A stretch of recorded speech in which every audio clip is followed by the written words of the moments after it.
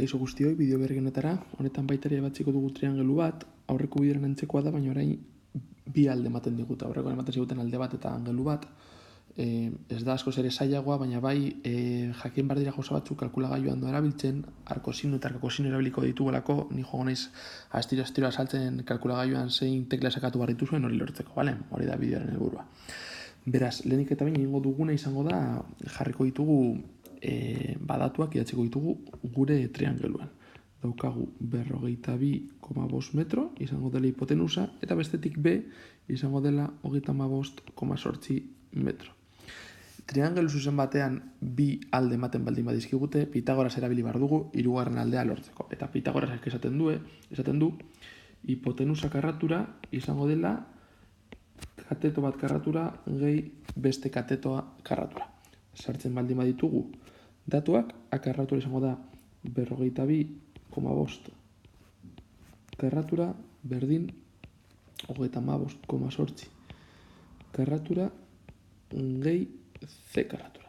Beraz, egingo duena da 1800 egiten dut ja kalkulagailuarekin, 1806,25, bale? Hau izango da, hain zuzen ere, hau, bale? Eta bestetik, egingo duena da, minus 1281,74. Egin duena da, hau kalkulatu, eta ja zuzenean ona eraman negatibo bezala. Eta hau izango da C karratu.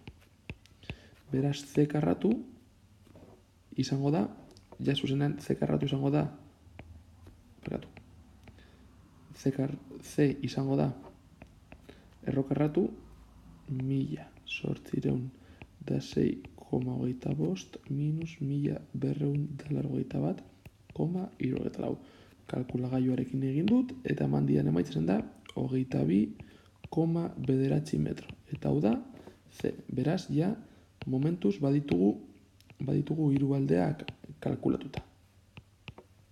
Idatziko dugu hemen, zeren tokien, 22,9 metro. Bueno, eta orain tokatzen zaiguna da angelua badakigu 80 gradu direla, baina kalkulatu behar dugu edo B, edo C. Berdin digu zein hartzen dugun, ni berekin hasiko naiz. Eta erabili behar dugu bere arrazoi trigonometrikoaren bat. Sinua edo kosinua. Nola hiru aldeak ditugun berdin zait angelu hartzen dugun edo sinua edo kosinua hartzen dugun. Nik kasu honetan hartu dut sinua eta B angelua. Beraz, idazten dut. Sinu B. Vale. Sinu B idazten baldin badut, jakin behar dut, honek emango diela, nire kontrako katetoa kasu honetan izango dela B, eta hipotenusa izango dela A. Sartzen baldin baditu datuak, B izango da 35,8 eta A izango da 42,5. Egiten baldin badut bi hauen arteko zatiketa, ematen dit 0,84. Vale? Eta orain datorrena oso garrantzitsua da eta oso erabilgarria. Nik daukat hau. Hau da nik dakidena. Badakit. Angelu baten hain zuzen, beren angelua, angelu horren sinua balio duela 0,84. Baina niri interesatzen zaidana da jakitea zein den angelu hori. Zelan egin dezaket kalkulagailuarekin. Vale. Urrengo teklak erabili behar ditugu. Alde batetik hau jarriko ditut, hau, eta baitare, vale, horiek.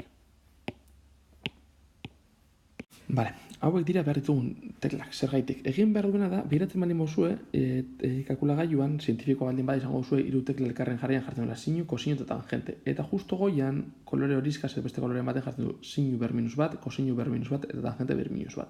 Vale, hemen goian agertzen diren gauzak aktibatu izateko, badaukazue horrelako tekla bat shift deitzen dela, behintzen nire kalkulagailuetan, zuetan, ez dakit, baina izan behar da kolore berdinekoa. Eta oneri ematen dio zuenean, tekla hau sakatzerakoan aktibatzen duzuena da horiz idatzita dagoena. Vale.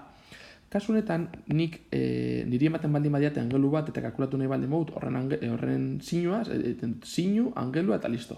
Baina aldrebez, baldin badakit zein den sinuaren balioa eta jakin nahi baldin badut angelua, egin behar duena da, lehenik eta behin sakatu shift.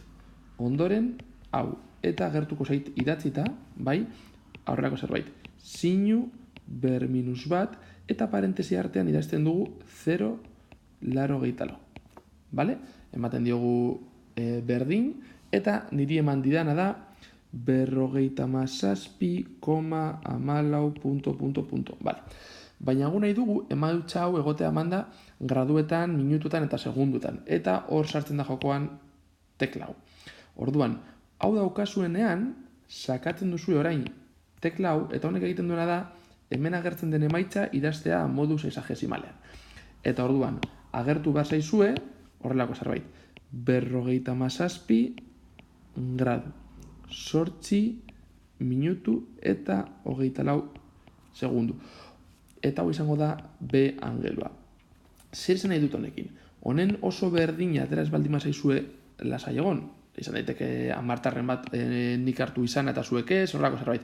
Baina erortu behar duzuna da, nik badakit zein den sinuaren balioa, baina ez zein den angelua. Orduan eman behar diot shift sin, eta gartzen zait horrelako zerbait idatzita pantailan. Eta sartzen dut parentesi barruan nik dakidan sinua, eta ematen dian emaitzaia da angelua. Eta angelua nahi dudan ez graduetan izan, eman behar diot tekla honeri, eta horortzen dut. Beraz, B angelua, idatziko dugu hemen, badakigu da, izango da 57 gradu, eta jartzen dut puntu suspensioak, bale? Gauza gehiago daudelako, idatziko dugu guztia, ez ahazteko, 57 gradu, 8 minutu eta 24 segundu.